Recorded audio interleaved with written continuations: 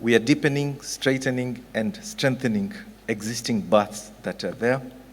We also want to put up additional berths that have been mentioned, berth number 23 and number 24, to ensure that logistics is seamless. Because if we don't do that, we will be congested in the port. And when the port is congested, the northern corridor is congested. And logistics doesn't move. So we are cognizant of the fact business is very good at the port of Mombasa. Thank you, my MD, who is working tirelessly to ensure that that port is efficient. And he handled over 2 million TEUs, that is 20-foot equivalent unit of containers, and a throughput of over 40 million tons. Now, this 40 million throughput needs to be moved because it doesn't belong to Kenya alone. And there is space for all means of transport to move this 40 million throughput through roads, through water vessels. We have 2 water vessels anchored in Kisumu, that is MV Uhuru 1 and MV Uhuru 2, that helps us to move cargo to our neighbor in Uganda, that is Port Bell and Jinja. And also we have opened up a new route to our very good neighbors in Tanzania, that is in Mwanza. When we come to the road, most of us are involved with transportation here, and that is why the government is determined to ensure that the northern corridor non-tariff barriers are really reduced. I was going through your brochure. I saw that you want to reduce the NTBs by 90%. We had a meeting in Tanzania the last 3 weeks to discuss particularly this matter, but we also want to make sure that our roads transportation system is upgraded and reflects to the modern infrastructure that is very much needed. There's no county that the investment of roads has been put in the Republic of Kenya than this Mombasa County. And all these are related to answer your question in terms of enabling infrastructure. When you look at the Mombasa Port Area Road Development Project, you can see the Mteza Bridge, you can see the road that connects to Dongo Kundu. Outside the port, immediately you step out of the port now, you will see a very new infrastructure. For those who haven't been here for the last 15 years, because Mombasa is a place that you will go where you're going to go. But if you are born here or you have a connection here, you'll always come back to this city. There's something with this city. You'll notice that it has really changed. If you leave Gate 18 or Gate 23 or the airport, actually, you will see new road infrastructure. Kibarani has a new road. After the bridge here, all the way has a new road. When you cross all over. So the investment of roads is very serious because we believe that all this will enable trade and logistics to move. The standard gauge railway currently terminates in Naivasha, Suswa. But we are determined as a country and as a ministry to ensure that we take it to its original destination. The SGR is not a national project. It's a regional project. It's a project that involves our neighbors of Uganda, South Sudan, who are ably represented here, Rwanda, and Burundi. We have an SGR cluster as a region to look at this particular project. We are determined to make sure that it moves from Suswa to Kisumu, a distance of 262 kilometers, with a branch line to Kisumu Port. And we are also in top gears to ensure that it moves from Kisumu to Malaba, another distance of 106, 107 kilometers to the border of Uganda, and onwards our other neighboring countries will make sure that this rail is taken to other destinations. Why are we doing this? We are doing this because as a country, we know that putting up an enabling infrastructure will make sure that trade is managed very, very efficiently in this country. We also want to put up, we're already putting up actually, another corridor, that is the Lamu corridor. As you are aware, we have 3 berths in Lamu. Lamu port is very busy. I was just consulting with my MD here to take the schedules of the vessels that are calling this week, and you will see that we have vessels. They actually showed me the schedule for the whole month. And we are having a vessel call almost every day. We want to make sure that Lamu port is the hub of transshipment in this region, including our neighboring other continental regions that are there. The roads infrastructure is ongoing. We want to put up a railway line all the way that will go to Moyale and onwards to Ethiopia, and also to South Sudan through Nakodok and Nadapal. On the equipment front, the authority is also matching investment in physical infrastructure with acquisition of new equipment, from cranes to terminal tractors and reach stackers, and also including marine crafts. The acquisition is meant to enhance fluidity in the berths and yards through faster cargo evacuation. On the side of the soft infrastructure, KEPA is investing in automation to improve documentation and cargo clearance process. We're in the process of upgrading our terminal operating system that will onboard features such as automated gate system, equipment positioning system, and barcoding system, amongst others. This upgrade is already ongoing, and we are already at 35%.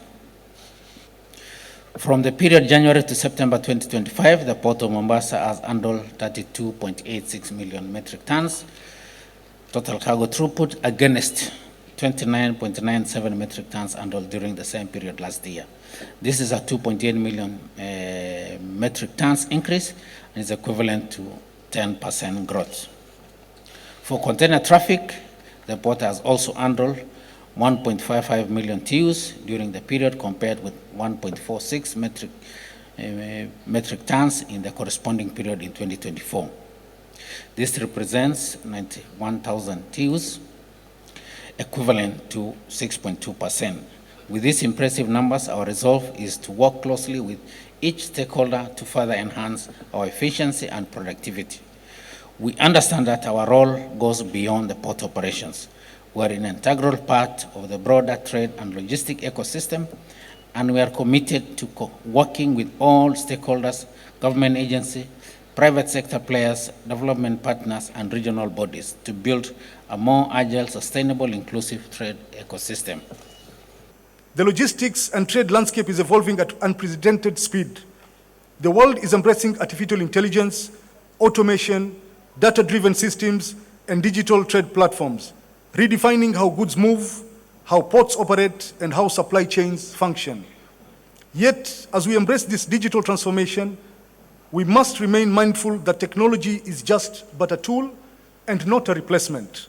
It is people, their creativity, skill, and resilience who give meaning to innovation. And at the Chamber in Mombasa, our vision is to balance the technological advancement that we have with human values, ensuring that as we modernize, we do not lose the human touch that underpins great business relationships. And I think that's why we are all here today. This summit is not just about ideas, it is also about action and collaboration. It is about aligning with international best practices, building resilient supply chains, and positioning Mombasa once again as a regional benchmark for efficiency, innovation, and sustainable trade. Let this be a forum where we listen, learn, and lean together, creating networks that go beyond this room to shape the future of commerce across our region. Our roads, ports, and logistics systems aren't just part of the economy, they are the economy. They keep goods moving, business running, and families thriving. So this summit gives us a chance to stop for a moment and ask, how can we do things better, smarter, together? Because if we get logistics right, we get trade right, and when trade thrives, our people prosper. Ladies and gentlemen, this summit is not just about speeches, presentation, it's about building something together. We are here to discuss real issues, from port efficiency to custom process to digital system, sustainability, and the need for deeper partnerships. We all know the challenges, but we also know the potential that lies ahead if we work as one. Because our strength as a sector lies not in competition, but in collaboration. And that's exactly what ITLS stands for: partnership, dialogue, and action. Why Mombasa? And what a better place to hold this summit than right here, Mombasa, our beloved coastal city? A city full of life, culture, and history. A place that has always been the gateway to trade and connection for East Africa. From the early days of maritime exchanges to the modern day container ships docking at our port, Mombasa has always symbolized connection. And today, through ITLS, it continues that legacy, connecting ideas, people, and possibilities. You are here, just look at the door where it is written exit, go in case of emergency. And always when you walk across the hotel, you read the sign in case there is an emergency in the hotel. The hotel offers free people to assist you also to reach the doctor to treat you. In case it's more free Wi-Fi, you go to convention Wi-Fi, go in your room. We do offer printing services. It's done you guys around the hotel to assist you back to our internet. The lunch, the bottle drop, we leave them in the room. We shall feed them during the lunch break and give. Thank you for the housekeeping rules. I would like now to introduce and get to know them because we'll be hosting it together. But just in let me take this opportunity to introduce my co-MCs. They know how. Good morning, ladies and gentlemen. My name is Josephine Nyebaza and I work with the Federation of East Africa. Glad to have been honored to stand in front of everyone. Glad to have you all. So thank you very much. Some, of course, I'm sure you've never seen me. I'm a maritime expert. So this is the first time this summit is taking place anywhere in Africa, Mombasa. The two-day event is organized by the Kenya Freight and the Kenya Ports Authority. The summit's objective, fostering partnerships as well as attract investment in the industry. Position Mombasa City as a premier logistic hub in the Dr. Ruto, Mr. Ravi Shimulu, CPA Kasim Passion, and then the partner will join me here so that we continue with the discussions and exchanges. Experience in corridor development, trade facilitation, and regional and strengthen trade linkages between Africa and Asia.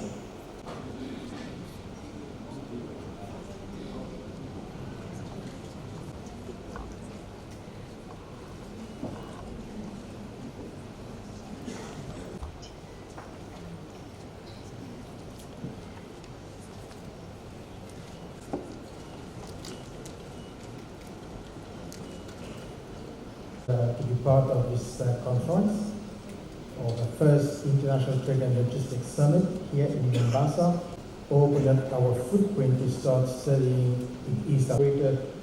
Told us why don't we start? So, the builders of Africa's future. For more than several expressed those from Oman, India, and Persia docked here with spices, ivory, and a harbor of exchange, trade. They were continuing a story written centuries earlier. And today that story called by others but by Africa itself. The question is no longer whether Mombasa can move goods. We meet in an age when globalization is no longer guaranteed. The outer integrates. Through the Africa Continental Free Trade Area, our continent is building coherence between policy and purpose, between